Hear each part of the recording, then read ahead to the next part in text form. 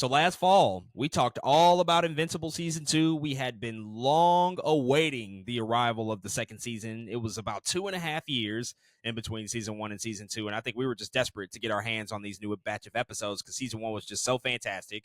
We got those first 4 episodes because they decided to split up Season 2 over the course of a couple of different quarters. They dropped the first half in the fall of 2023, and now we have gotten the latest 4 episodes of this series. We will be spoiling the second half of season 2 and the season finale. We're going to get into the details of that because we did talk a lot about the details of the first half of season 1, so it's only appropriate we get back to that. But before we do that, we're going to kick off everything with our general big picture thoughts about season 2 of Invincible, particularly about this second half. And so I will go ahead and pass it over to you, man. What did you think about this next batch of episodes, these most recent 4 episodes of Invincible season 2? I love it. I still love Invincible. It does such a good job of giving us all the hard parts of this show. It never lets down. It's never easy. In our last episode, we talked about X-Men and the nuance of relationships. This also contains that nuance dealing with Amber and Mark. There's a lot of that going on, and man, it's so much to get into. Everything is so deep and so much deeper than we think it is. There's always a twist, and the plot twist to me always comes at like the right time, or them revealing information to me always comes at the right time, and it's always meaningful too. And so honestly, man, I still love Invincible. To me, it's not missing a beat. I really love what it's doing, especially given somewhat knowing what comes down the line. This is still like in some ways the calm parts of Invincible until it gets into the nitty gritty. But I think it's able to maneuver these episodes so well, man. Seeing Mark go through all these emotions, seeing him grow, seeing him become a different person and make different decisions, and the same with the cast around him, man. It's been a very, very interesting watch. And not only that, but there's like other characters that I hated before that I don't hate so much now, aka Rex. I used to be like, this dude is insufferable, but slowly you're like, maybe this dude isn't so bad. You know what I mean? So it's really cool in that aspect. But yeah, man, I think Invincible is still firing all cylinders, and I still like it. I think these last 4 episodes still prove that this is also one of the best animated shows on television right now. So yeah, I'm enjoying myself. Yeah, I think by and large, these last 4 episodes were really, really good. I enjoy the journeys that a lot of these characters take. And one thing Invincible always manages to do is surprise me pretty much at least once every episode. There's always one Mm-hmm. moment where it's like, yo, I did not see that coming. I was not ready for that. And it really takes me back to just wondering and thinking about just all of the shocking things that occur throughout every single episode of this series. I will say, and this is just like a larger conversation about the release strategy and the rollout strategy, I do Mm-hmm. find that the splitting of the season into 2 parts was a little weird and disjointed to me. I think that Yeah. these 4 episodes and just how the first half left things off and where we pick up in part 2 of this season, it loses a bit of the momentum, and I think that Mm-hmm. there's a lot of fallout that we have to deal with based off of what happened in episode 4, which was sort of the mid-season finale. It was huge. There was just like crazy reveals and so many things that went down. And so naturally you have to deal with all of the repercussions of that. But to do that in a way in which we have to wait like 4 months in between is it's a little difficult, I think. I think it's definitely like one of the things that I struggle with. And I Mm-hmm. wonder maybe if it was better to just wait until this whole season dropped entirely and just binged it that way, as opposed to watching it week to week like I do, because I did find that just snapping back into the show after coming off of just such significant events and just dealing with a lot of the fallout, it was a little bit weird to me and a little bit Mm-hmm. disjointed, especially considering that this season ends on a pretty somber and quiet note. Like, it doesn't end on the big bang that season 1 ends on. It's not that Right. type of ending for this season. It's still Mm-hmm. very much setting up, I think, bigger things to come. But a lot of these past 4 episodes are just super reflective, super introspective, which is a really great thing about the show. But when you split the season up in this way, I don't know. I just think it messes with the cadence and the momentum overall of the series. And so I don't know. I definitely will have to go back and watch this in totality as a single experience, because that's really how it's meant to be consumed. I remember in the research that they kind of only split the season up basically to avoid long wait times in between season 2 and season 3. I think that this is going to create a little bit of a shorter window for us to wait until we get season 3. So I would assume we're probably going to get it maybe in like a year and a half or a year or something of that nature, as opposed to like waiting a full 2 years. So it makes sense as to why they did it. It's an admirable choice, but I think it's one of those things that they'll just have to continue to figure out what makes the most sense, especially with the animated series and just the way that the show is structured. It's a challenge that they'll have to overcome for sure. But be that as it may, this is still just a really, really wonderful show that has just so much depth to all of the characters, so many shocking Mm-hmm. moments, so many great action beats, and just things that make you just grow closer to everybody that's involved. And so I think that for the most part, they did a really good job here. Before we dive in though to spoilers, I just want to ask you, what do you think is better, season 1 or season 2 at this point? Hmm. Still season one. Um, Still season one as of right now. Just the way yeah, just the way the show was, it was just so, I think, refreshing, to get a show like this. Now that we've kind of lived in it for a little bit, that a little bit of that magic has slightly, disappeared. Like, oh, this is Invincible. I kind of know what to expect now. Versus before was like, what just happened? What did I just watch? What is this? I will say in terms of just nature, I think of progressing through seasons. This season I think has a lot more technically to tackle, like more, like in the first one is really about Mark just wanting to be like his dad and becoming a superhero. This one is like the fallout of that, and I think that sometimes that can be harder to do, and I think the way they did it, it was like, it's still really good. But yeah, I think just in terms of the way season one goes, it's just like there's no recreating that. It was just crazy from like episode to episode. Is Yeah, there's no way to get that back.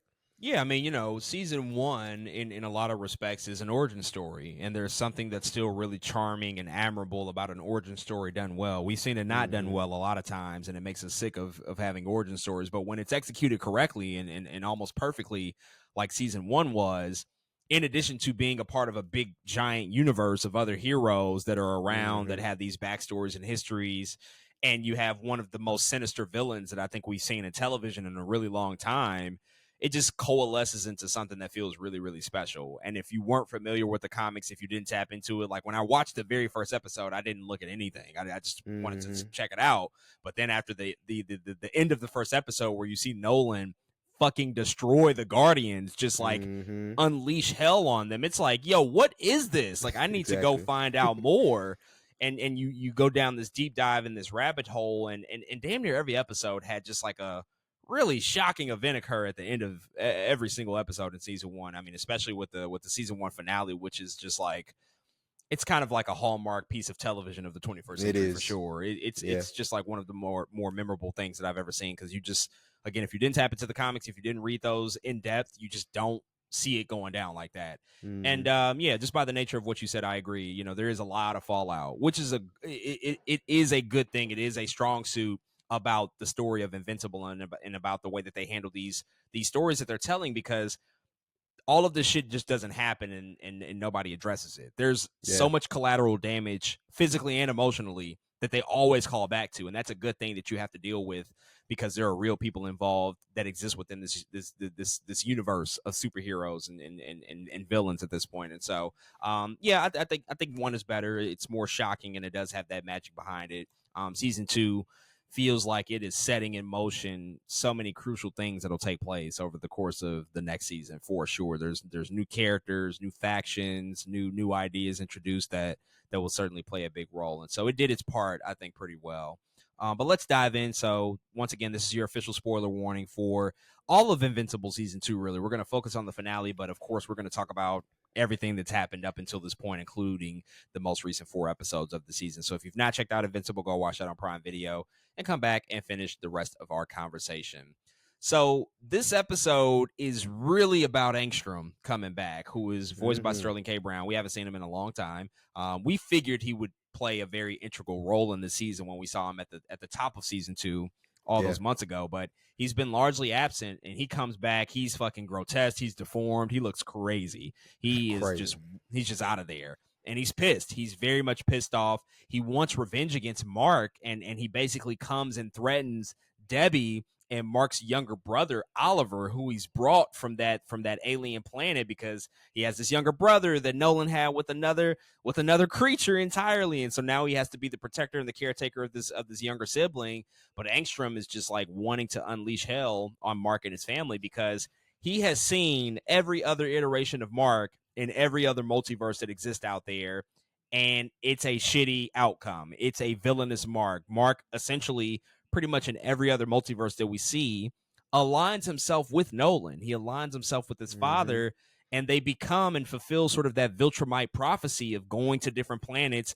and conquering them and basically becoming the rulers of them. And we just see that Mark is just, he's not a good guy in these other multiverses. And Angstrom is coming to this universe in particular to wipe him out. And he is just remorseless. Like, he has no sympathy at all. I mean, he just goes completely ham. He breaks Debbie's arm very violently. He's threatening to kill Sheesh. Oliver the baby. I mean, he holds him upside down. Like, it's gruesome. You know, the first, like, I don't know, 20, 25 minutes of this episode, they're just going back and forth. What did Yeah. you think about just seeing the return of Angstrom? And then ultimately, I think realizing something that we kind of suspected because they teased it in the first half of the season, just this Hmm. idea that Mark becomes evil in other universes as well. That he doesn't ultimately resist what his father presents to him, that they should rule alongside each other and conquer Earth and conquer these other planets as they continue to work on behalf of the Viltrumite Empire. Yeah, it's so crazy because you know, the work of the other Viltrumite girl, Anissa. Her thing is not to kill Mark. Her whole thing, we see her early in this, I think maybe episode 5 or 6 or something. Her whole thing is to convert um Mark to the Viltrumite side, and I'm like, man, what if that actually happened? Like, what if Mark went on to become that thing that Angstrom is so afraid of seeing Mark, and it's such an interesting concept that maybe Angstrom has gone to every other single galaxy or timeline to see Mark be this villain, and maybe he just got this one wrong. You know what I mean? Like, maybe this is the one he got wrong, and that's just such a crazy concept because that the probability is so low that that would be the case. But us as the viewer, we're supposed to be made to feel like that, right? Like, bro, you got the wrong Mark. Like, this ain't the Mark that you want. Like, this guy is not the bad guy. He's a good person. This and that.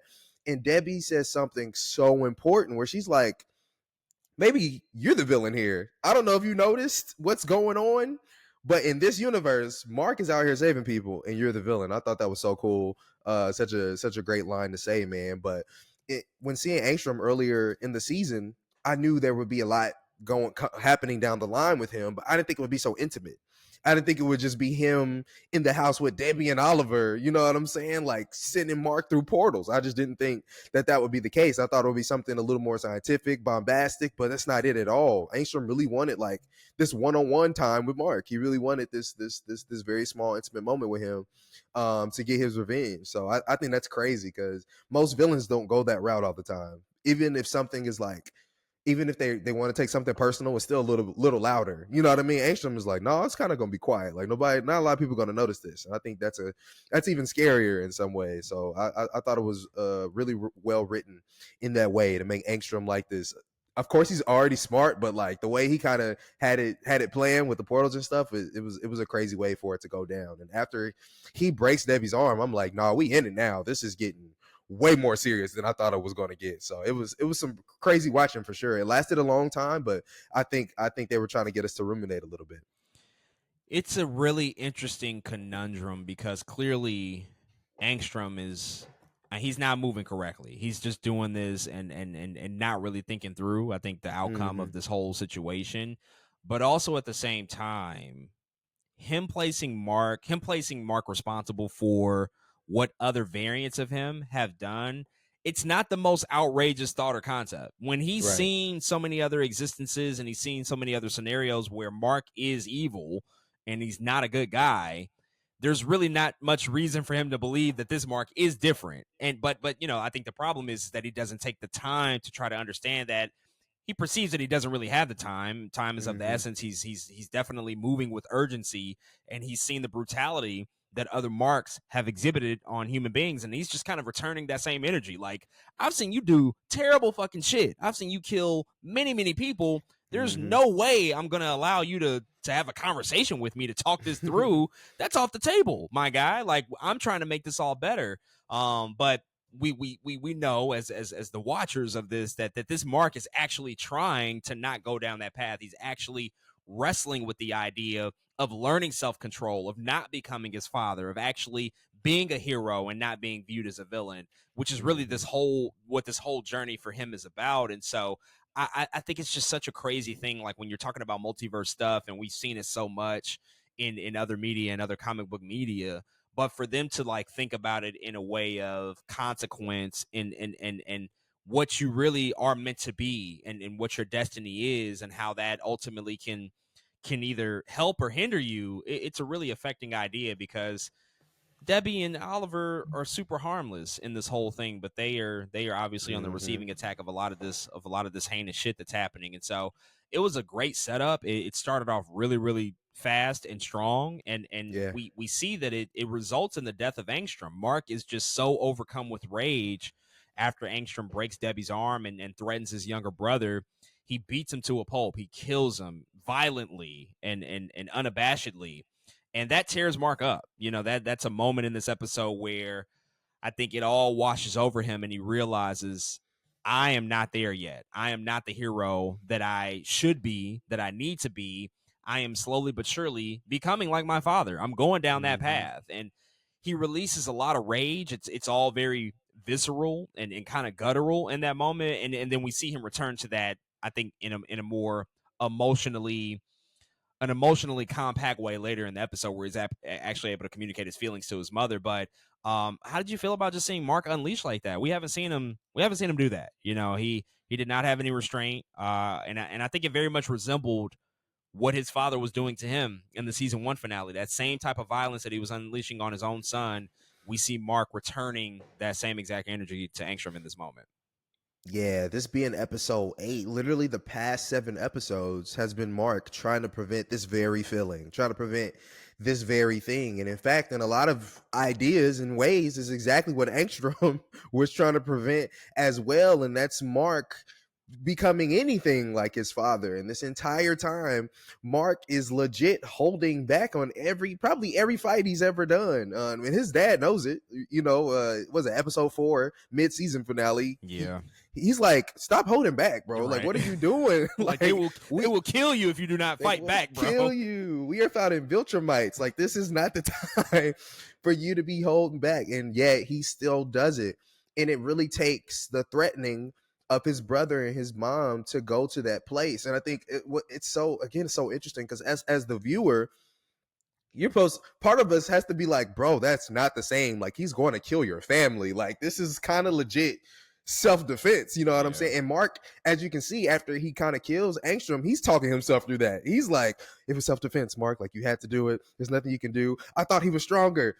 I felt like he was stronger. And that whole time, you're just like, I mean, yeah. I mean, you know what I'm saying? Like, part of me is like also kind of backing Mark up a little bit, but at this, you have to draw the parallels of how angry he got, how he was punching Angstrom into death. Like, was there never a moment where Mark felt like he should stop? Those are important questions I think we have to ask as the viewer as well. So it's just very interesting to have to teeter that line between, is he really like his father? Even though he did kill him, but it was kind of self-defense.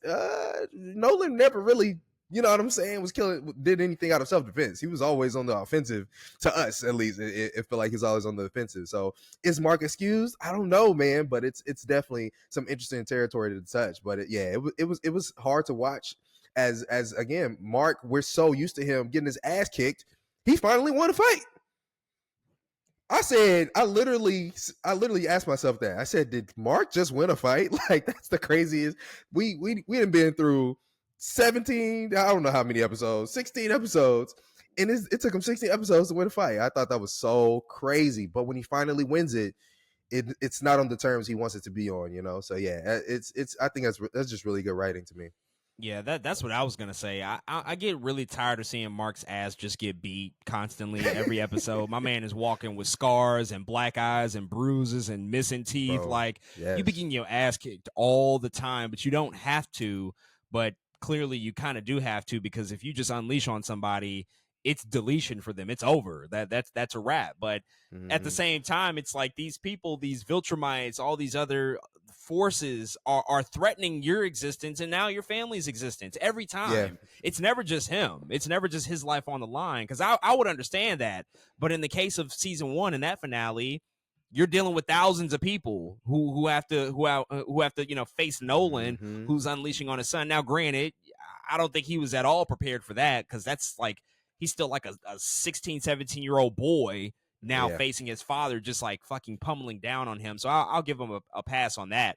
But everything since then, man, that incident in and of itself has to change your worldview entirely. You got to move 1,000% different after that. And Hmm. he been getting his ass handed to him. That's really what that whole episode with Anissa was about, when she shows Yeah. up and she's just Hmm. whooping his ass over and over, and she's trying to convince him to join the Viltrumites, and he's just like, no, no, no, just letting her go in like that.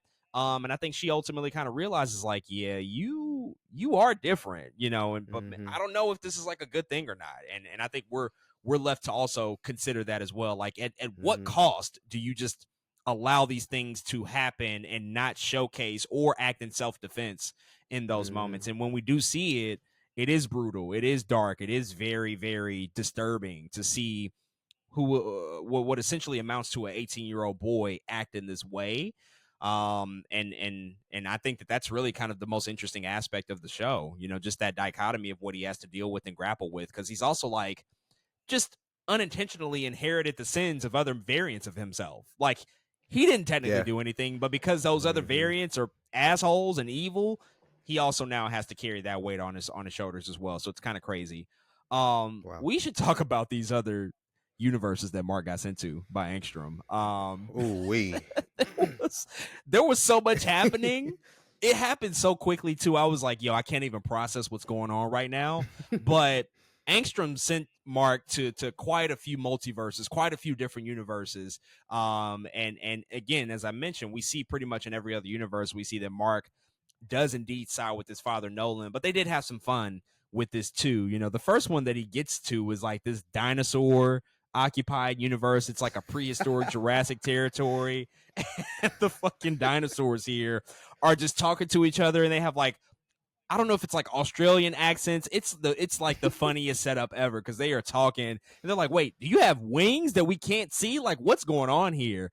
And it was just like a great way to set up everything. But long, before that's really over, we get sent to another universe, and there's so many cameos and Easter eggs. There's one universe with I guess, for lack of a better term, it's basically a version of Spider-Man that we see in one This is universe. definitely Spider-Man. It's definitely in Spider-Man, which they had teased that Spider-Man was going to be in the series at some point as like a cameo. They did a creative sort of inclusion here. And then there's also another universe that he goes to that's like I guess like a Batman DC universe, because he's definitely talking Hmm. to Batman. You see like the bottom of his cape in the bottom left screen, and he's like, "Wait, Yeah. you call yourself what?" And you named yourself after a bat? Like, what's that about? Clearly acknowledging Batman. So, what did you think about that? Just that small moment in the midst of all this chaos and all of this confusion happening, and just the threat of Angstrom looming, they did still manage to have some fun and send Mark across these different multiverses. Yeah, I thought it was really cool. Just different. Yeah, just having fun both with animation and with comic books. Because when he first got sent to the dinosaur joint, I was dying. I ain't gonna lie. I thought that was like the funniest universe, and the reason it's so funny is because one, not only did somehow dinosaurs outlive humans, but how are these niggas speaking English, bro? Like that is so crazy to me. Like I thought they were speaking a different language with like subtitles, and then they start speaking English. I'm like, how do y'all know English? Like, what is this? Like, then they try to eat them. I just thought that whole thing was funny. And then the Spider-Man joint. Wow, I mean, it was legit Spider-Man. Like they just had to change at least as far. They literally went as far as they could go without calling the character Spider-Man. I mean, he literally is shooting webs out of his arms. It's and climbing on walls. I was like, no, this dude's really Spider-Man. So I love the way they did it, because that was a rumor, but like it had kind of been like debunked. Like everyone's like, no, ain't no Spider-Man in here. And then it's like, oh no, it's pretty much Spider-Man. That's pretty close to Spider-Man. So I love that they did that as well. But yeah, I'm just happy they had fun with it and was able to somehow, I don't know how they did it, but they somehow found a way to provide a little bit of levity, even though this dude Mark was going through it in his own world. Yeah, and this is stuff that's directly pulled from the comics too. Like Spider-Man is in one of those Invincible comics, like in full red and blue Spider-Man regalia, which I think that it's a lot easier to get away with that in comic book form than they could in animated form. There's I don't think there's any way Marvel would give the rights to the character for this one moment. But like you said, they went as far as they could with it, without treading across too much territory that would get them in any legal trouble. They also had like a Professor Octopus as well that Spider-Man was fighting. Yeah, there like, was a Doc Ock. Yeah, it was like a version of Doc Ock that was also like really funny. His extra limbs came like out of a device from his head. It was really cool. And then of course the Batman conversation was just funny because he's just like, bro, like, what are you doing? Why did you name yourself this? Like, what? Like, isn't that a little bit on the nose? You're doing this? Like, it's really funny stuff to just kind of play with. Obviously the two most iconic and legendary superheroes really in modern media. So really good stuff there. I like seeing that. Another sort of big thing that happened in this episode, we do get some glimpses of Nolan. He's in a Viltrumite prison. They are basically prepping him for execution, and they talk to him, and we get the reintroduction of Krieg, who is a big bad in this lore and this mythology. And he's like, yeah, you passed all your tests, you're ready for execution. But also Alan is in this Viltrumite prison with Nolan as well. He intentionally got himself captured a couple of episodes ago, if I'm not mistaken, as a way to get closer to Nolan and ultimately bring him back to Earth. This is all a part of a bigger plan for Alan, because we saw him get just absolutely destroyed in the first half of season 1, but his body was repaired and now he's stronger, he's faster, he's more agile. Like, he can single-handedly fight Viltrumites and be good and be okay. But again, he allowed himself to be captured to get closer to Nolan. What did you think about this moment? And also, like, just like Alan now, playing this really, really important role and kind of being that connective tissue to try to get Nolan back to Earth, to prepare for what seems to be this looming threat that's going to come from the Viltrumites as they try to conquer Earth. Man, this dude Alan is different, man. It's really cool to see. It's also funny because he's voiced by Seth Rogen. Seth Rogen has never like played a serious character. I mean, he's never been a serious character. And this is like just one of those times where he is being made to play somebody who is on somewhat of a serious mission. Alan, he does make jokes, but like he really is for saving the universe from the Viltrumites, like you said, man. And he's kind of being sent on this mission by Thaddeus, who we learn was the first Viltrumite to ever turn on the Empire, the Viltrumite Empire. I was like, oh shoot, that's a cool little plot twist there. Because when we first found Thaddeus, I was like, this dude's a villain. Oh my god, we didn't have found another villain. But no, that's not what happens. And so it adds a little bit of levity, I think, to what Alan has going on. Yeah, and so he gets captured on purpose, ends up on the ship with Nolan. And I think it's funny because in some ways they are two completely different people, like completely. But Alan knows more about Mark's life now than Nolan does. Alan knows more, what Mark has going on, and I think that's a really cool way to connect them through Invincible. And so, yeah, man, we'll see what happens. I think it's crazy, but I just love how different they are, and yeah, I can't wait to see how all of that plays out. And I just really like how Nolan is like, I think I miss my wife? Question mark. I think that's like the funniest line. Because why do you have to? He is so fucking toxic. Why do you have to question that? You should not have to question that, bro. Like, he really called her a pet, and now you miss her. I don't know, bro. You need to figure out your shit. Well, he questions it because he went to another planet and got a fucking cricket pregnant, and cricket. Fucking just all of a sudden he has feelings again for his wife. It's just like, yeah, bro, you are all over the place right now. Nah, he really is, man. He needs to get it together. But yeah, I love the subplot of like Alan and Nolan on like their own adventure because they're so different, but Like you said, Allen is strong now. He can kind of keep up with the Viltrumites. So I can't wait for a fight to break out. To be honest, I'm ready for some bloodshed up in that shit. Oh yeah, seeing them two tag team and then potentially Yeah, fight more Viltrumites will be that'll be fun. I that'll be definitely can't tight. wait to see that. But yeah, I guess Nolan is sort of now just thinking about his wife. He's really thinking about what he lost, even though like you say he definitely called her a pet. But he's backpedaling, and we'll see where that goes. I assume that they are going to rekindle to some extent, but she's not really going to have that, at least not initially. Like there's no way Debbie is just going to be like, yeah, welcome back, Nolan. Like she Oh clearly is a man, character ain't fucking with that type of shit, and she's so heartbroken by everything, and another son, another wife, and it's crazy. just like, yo, what? And now you're coming back, and you wanna maybe do this again. That'll be a lot of stuff that they can play with that I can't wait to see.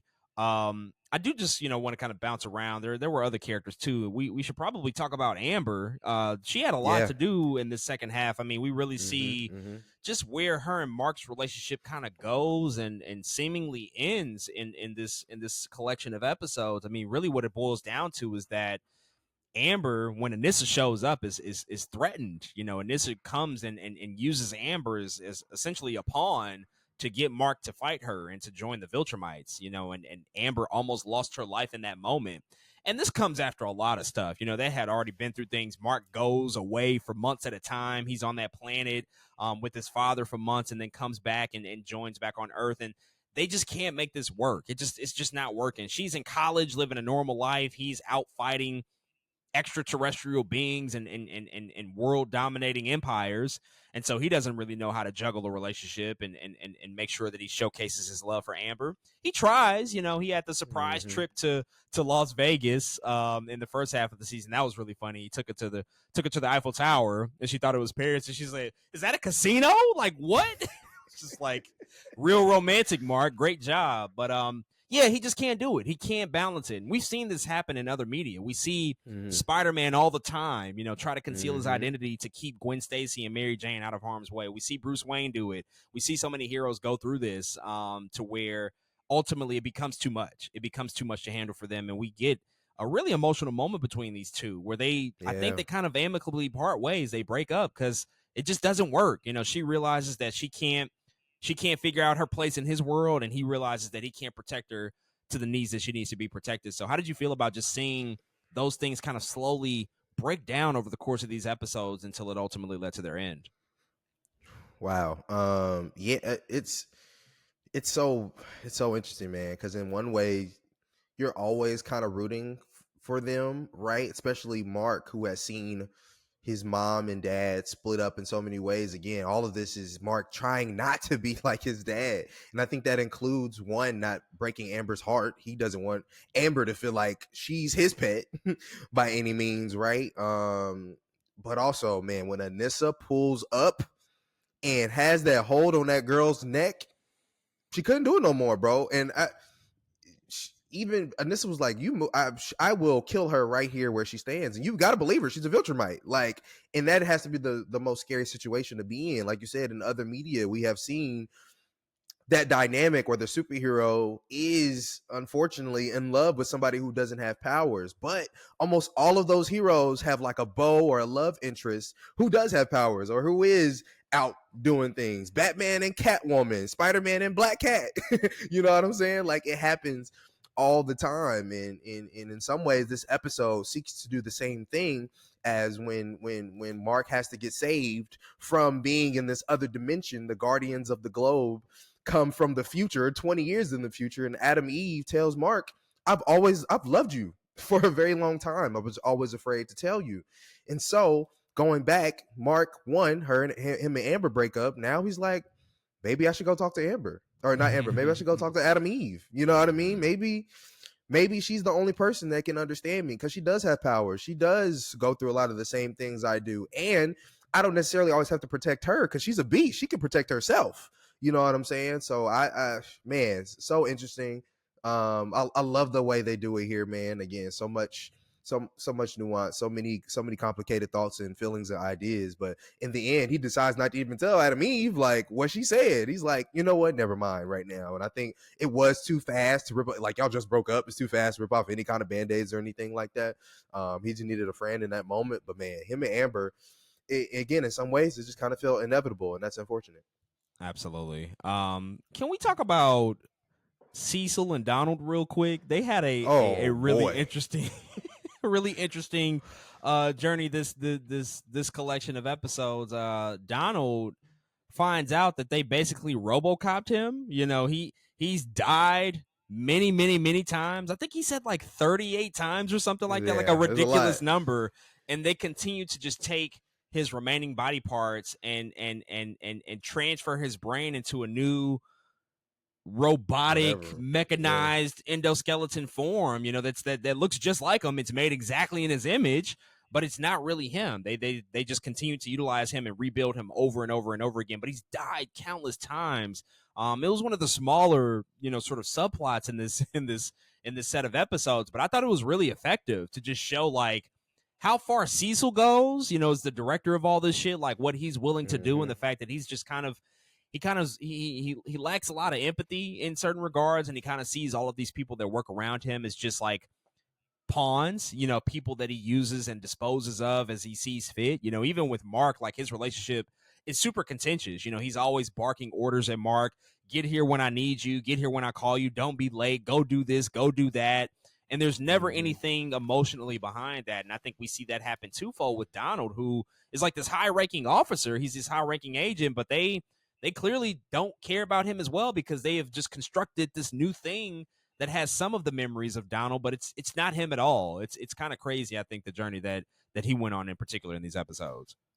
Yeah, it's so tricky, right? Because it's in some ways it's pieces of it, like it is a stream of consciousness, right? Like, and it makes you thinking like how much of you is your body. I know a lot of science fiction goes through this, right? And putting your consciousness in another thing or another object or something, is that still you after that? And I think this is asking those same questions. And the whole interesting about this is the whole time, we thought, Cecil was like this evil person for doing this to him, and it turns out Donald consented.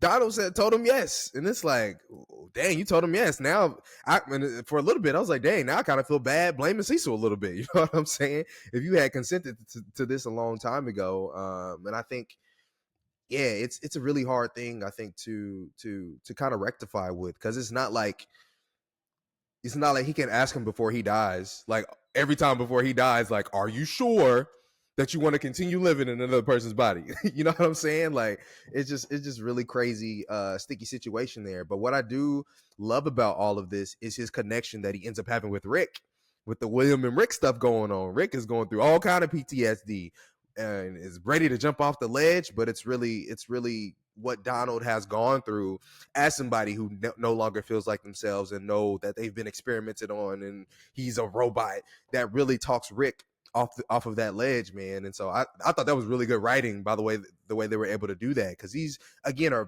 they're tied together, but Donald and Rick talking to each other in my mind were two far different things, but the way they brought them together I thought was very well done. Yeah, no doubt. Last one I just want to quickly touch on is Debbie, of course, because she's super important. I think overall Debbie had more to do in the first half of the season as opposed to the second half. But still, obviously, contending with everything that she's experienced, and now with this new child who she's named Oliver in her possession, she kind of finds a new purpose, and I think that is like a good path for her, because she was in such a dark place in the first half of the Mm-hmm. season, and finding out this information that there is another child out there from her former husband, essentially, is not the greatest information to learn. Like that obviously has to fucking sting.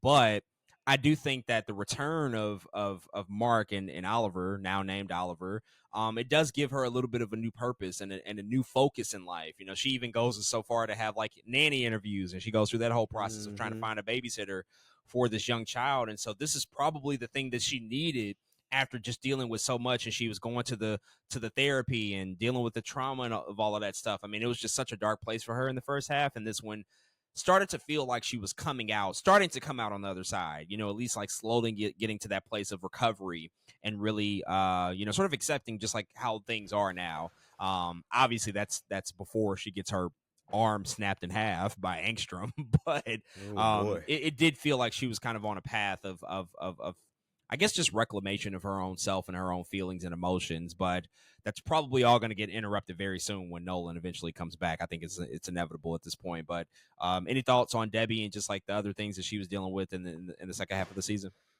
Yeah, she's going through it. I'm so sorry, Debbie. She is like the most, to me, like one of the most innocent people in all of this. She just thought she had this husband, this loving husband, this really cool, smart son, and all of her whole world just came crashing down so quickly. It's really crazy. But now she's raising this new baby that's purple. How did she get here? It is so crazy. But man, she in a lot of ways she does often feel like one of the stronger people. I think Mark even says that in the last episode at some point. He was like, she's stronger than she looks or something like that. And I was like, you're right, man. She's really kind of killing it in terms of her mental fortitude. Because even after everything goes down with Angstrom, Cecil gets there. He's like, are you okay? She's like, is the baby okay? You know what I'm saying? Like, she's still not worried that her arm is laying, you know what I'm saying? Her arm is broken. She can't even move her arm. She just like, is Oliver good? And it's crazy to be able, I think, to think like that. But like you said, she's trying to reclaim her life. And I think Oliver did give her new purpose. She got old boy at work trying to go to dinner with her. You know what I'm saying? He's like, hey Debbie, you ain't got no husband no more. What's good? You know what I'm saying? So she definitely is trying to reclaim her life back. I'm interested if Oliver, of course, is going to get older. I wonder if she goes on a date with old guy, and I feel like she's going to be on a date with old boy, and then like Noah's going to pop up. I'm be That's like, oh exactly my what's gonna god, happen. here's Yeah. the drama. Here's the drama. I can't wait for that moment to happen. But yeah, man, I really do think she is one of the more. She's the definition of what it means to be mentally strong in the show. She has no powers, but everything she's going through is insane to me. So, man, shout out to her, and I hope her art continues and things get better for her. For sure. Well, folks, those are all of our thoughts on season 2 and the season 2 finale of the Amazon Prime Video series Invincible. If you've checked out the series and if you checked out season 2, definitely hit us up and let us know what you think.